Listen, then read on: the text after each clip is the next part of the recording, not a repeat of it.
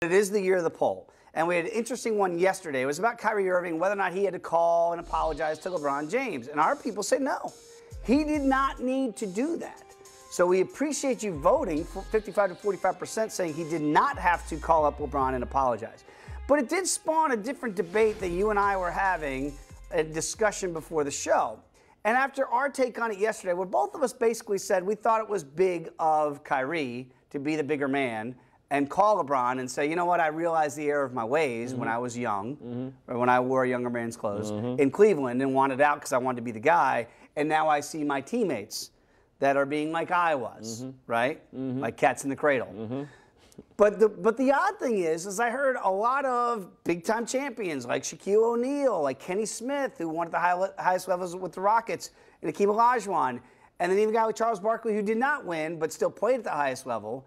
And they all unanimously came down on Kyrie saying, we are wrong. So, Austin, Shram, you guys are not seeing the big picture here. And their big picture is this put Kyrie into a different realm of being really more petulant and not being the bigger guy, but rather saying, look at these little kids. And now I get it, LeBron. I'm on your level. And it's basically they are saying that it is putting Kyrie on a pedestal he doesn't deserve to be on and looking down on his petulant teammates who don't understand what it takes to win.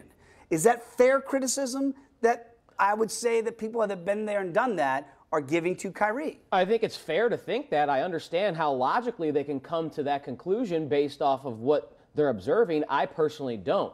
What I think is not that he's saying I'm on LeBron's level. He's saying I'm being asked to do what LeBron did. I'm being asked to lead a team to a championship. Sure. I'm being asked to be the alpha. I was brought in here to be the main guy and help Gordon Hayward, Jason Tatum, Terry Rozier, Jaylen Brown, and that bunch, and help them bring a championship back to Boston. And I'm going to be the one, if Boston fails. Last year, we overachieved. I was out, Gordon Hayward was out, so anything that happened in the postseason was just gravy on top of the taters. It was icing on the cake, and they were within a win of going to the NBA Finals. Without Kyrie. Shockingly, without Kyrie. Now, guess what?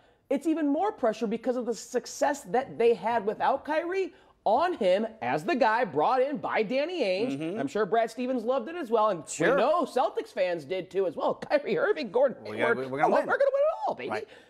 Now the pressure is amped up even more. Heavy is the head that wears the crown, and the crown belongs. The king of Boston is Kyrie. So I don't think he's comparing himself to LeBron.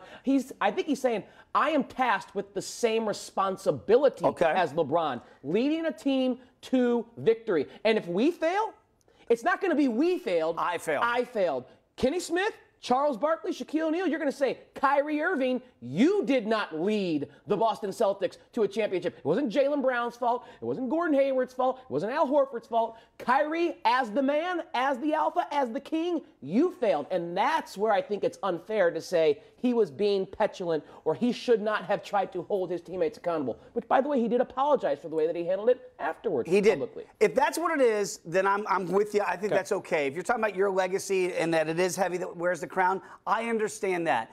The part is, and I think what those guys were getting at is, if you have to tell me that you're the man, then you're not the man, right? Like Kenny Smith's example was, I won 2 championships with Hakeem Olajuwon. He was the man, and he never said he was the man, but we all knew. Everybody knew Shaq was the guy in L.A., even though Kobe was the young Kyrie of the time, right? Everybody knew Shaq was the guy.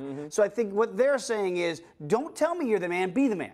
Go be the man, and everybody will figure that out by your example, by your play, by your tone and tenor in that locker room. And you made a very interesting comparison, I thought, that if Steph Curry had done the exact same thing, how would Steph be looked at? Would people say, oh, that's just Steph being a good leader versus Kyrie's being petulant and comparing himself to LeBron James? The only point that I would say there is I don't know that Steph Curry would ever do that. And that is a difference. That's not necessarily in his DNA, and that's why Steph Curry is held on a different platform than maybe Kyrie Irving is. Is that fair? Yeah, and I agree. I don't think Steph Curry would take this route. I also don't think he'd have to because, again, it's not apples to apples there. They've already won 3 times. Right. It's easier when you've already won multiple times. And Steph Curry, as great as he has way more talent around him than even Kyrie does, as good as Boston does. We know Golden State is by far the most talented team in basketball. So, again, does Steph have to do that? No, he doesn't. Would he do that? Probably not. If he did, I do believe the narrative surrounding Would be his different. exact same action would be different than Kyrie doing it.